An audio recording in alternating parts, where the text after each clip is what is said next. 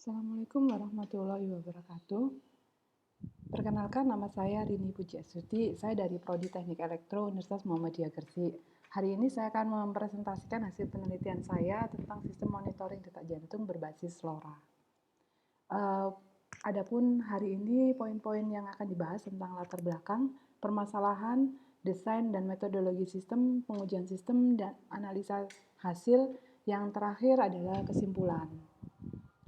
Kita ketahui bahwa banyak implementasi dari jaringan sensor nirkabel dalam Internet of Things, seperti memonitor dan mengontrol kendaraan, bagasi,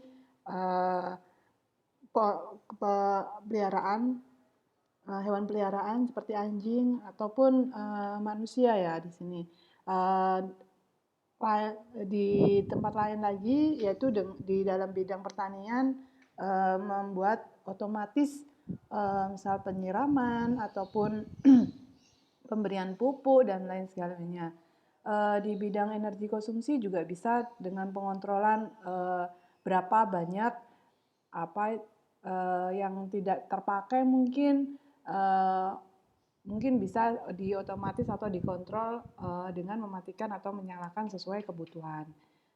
Di bidang lain juga mesin ke mesin, komunikasi mesin ke mesin itu di-embedkan di jaringan sensor nirkabel, termasuk smart home atau smart city. Medical salah satu dari penerapan jaringan sensor nirkabel dalam Internet of Things yaitu dalam bidang kesehatan, yaitu telemedicine dan healthcare. Telemedicine dan healthcare inilah yang melatar belakangi bahwa pasien-pasien yang dalam keadaan kritis ataupun tidak perlu diadakan suatu monitoring dari pasien tersebut. Salah satunya yaitu detak jantung bagi penderita jantung. Sehingga kita dapat ditampilkan di suatu layar di pengontrolan, di control room misalnya. Nah, di awal, yang sekarang yang konvensional, perawat selalu mencatat hal-hal yang hasil pemeriksaan di tiap jam mungkin. Nah, dengan adanya sistem monitoring detak jantung yang bisa diakses oleh dokter itu sendiri di dalam suatu aplikasi ataupun ditampilkan dalam suatu web di ruang kontrol, itu lebih memudahkan, tidak perlu lagi setiap jam ataupun setiap berapa jam sekali untuk dikontrol detak jantungnya atau dimonitor detak jantungnya. Nah, dalam hal ini diperlukan desain dan metodologi desain yang kita gunakan. Ada kita buat miniatur atau prototipe dengan 3 node, di mana ketiganya saling berhubungan.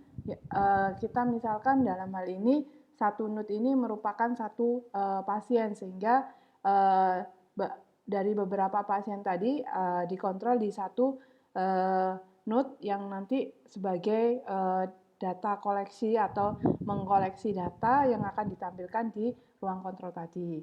Rancangan softwarenya dalam hal ini dimulai dengan inisialisasi dari node 1 dan node 2, kemudian mengindra, mensensing, dicek apakah node 1 mengirimkan data. Kalau tidak, apakah node 2 yang mengirimkan data. Kalau tidak, kita balik lagi ke inisialisasi lagi, mengindra lagi. Kalau node 1 mengirimkan data, maka akan ditampilkan di layar monitor atau di control room-nya. Kalau node 2 yang mengirimkan data, maka akan dikontrol di room-nya juga. Kemudian selesai.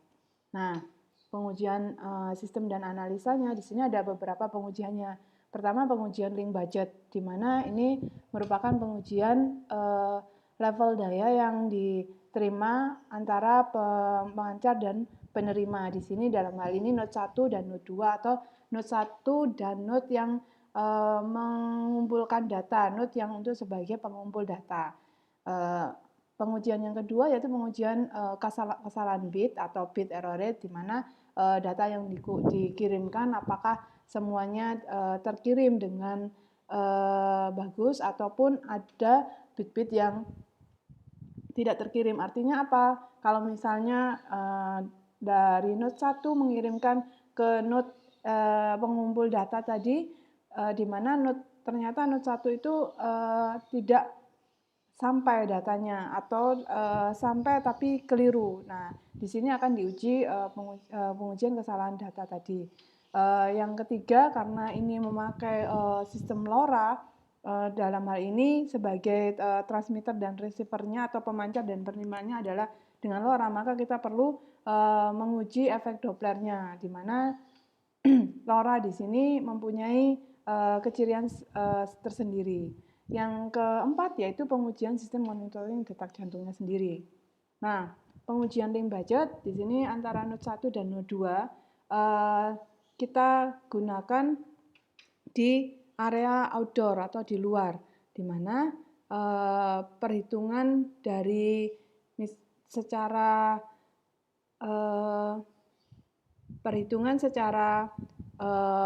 aktual, di mana kita menggunakan jarak 1 meter, 3 meter, 5 meter, 50, 100, dan 200. Secara pengukuran didapatkan dalam 1 meter pengukuran dalam dB, di receiver-nya terdapat min 30 dB.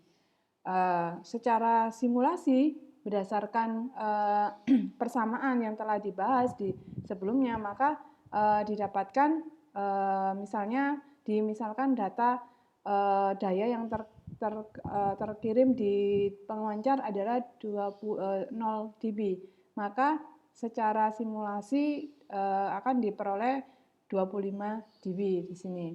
Begitu juga untuk jika daya yang dipancarkan adalah 5 dB dan 10 dB. Nah, secara grafik kita bisa gambarkan kekuatan sinyal terhadap jaraknya, yaitu secara simulasi PT0 dilukiskan dengan gambar buletan dengan marking buletan, sedangkan secara pengukuran dengan marking V, dan secara simulasi PT dengan daya transmitnya 5 dB dengan secara kotak ya di sini ya, tidak seberapa tampak. Oke, kita lanjutkan. Nah, ini pengujian kesalahan bit, kita ambil random secara acak di jarak yang sudah kita tentukan, kemudian kita kirimkan data masing-masing 10 data tiap kali percobaan, sehingga didapatkan kesimpulan dalam persentase di sini, sehingga kesalahannya adalah 100% dari datanya. Kesalahannya adalah 0% maksudnya.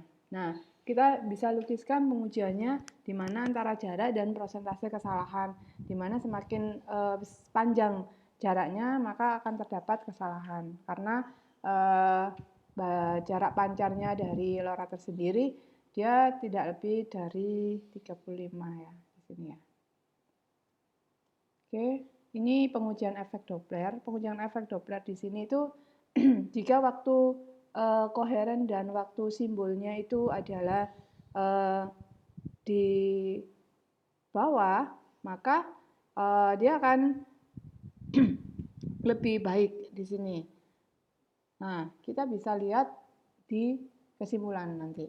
Nah, di sini pengujian sistem dan analisa dari pengujian sistem monitoring detak jantungnya. Nah, ini untuk node 1 dan node 2.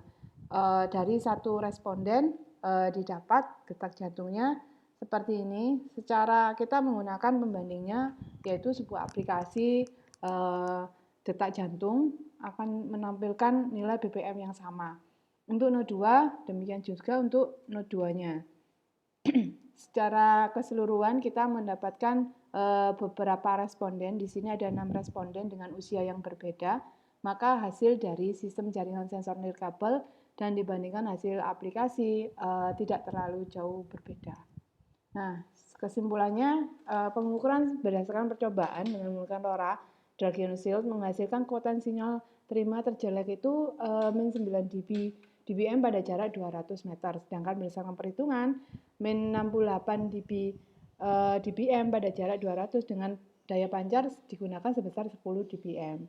Nah, kesalahan pengiriman data juga dilakukan pengujian sebanyak 35 variasi jarak dengan perbedaan jarak sepanjang 1 meter. Dan hasilnya jarak maksimum untuk pengiriman data dalam ruang tertutup dalam hal ini 34 meter, di mana persentase kesalahan terjadi hingga 100%.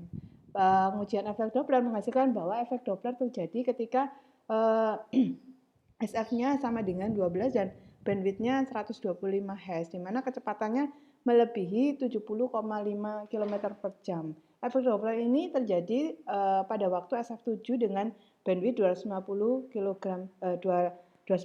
kHz dan SF10 dengan bandwidth sebesar 250 kHz juga, karena waktu simbolnya tidak melebihi waktu koheren. Nah, penggunaan sensor pulsa ini maksudnya yang digunakan pada penelitian ini kayaknya kurang dapat menampilkan hasil yang sesuai dengan aktual. Ini dapat dilihat dari tabel di mana antara responden usia lanjut muda tidak ada bedanya. Mungkin diperlukan untuk pengkajian lebih lanjut dari penelitian ini untuk di bidang biomedisnya. Oke, itu aja yang dapat saya sampaikan untuk hari ini.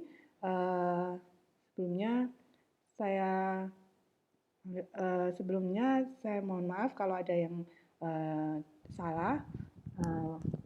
Akhir kata, wassalamualaikum warahmatullahi wabarakatuh.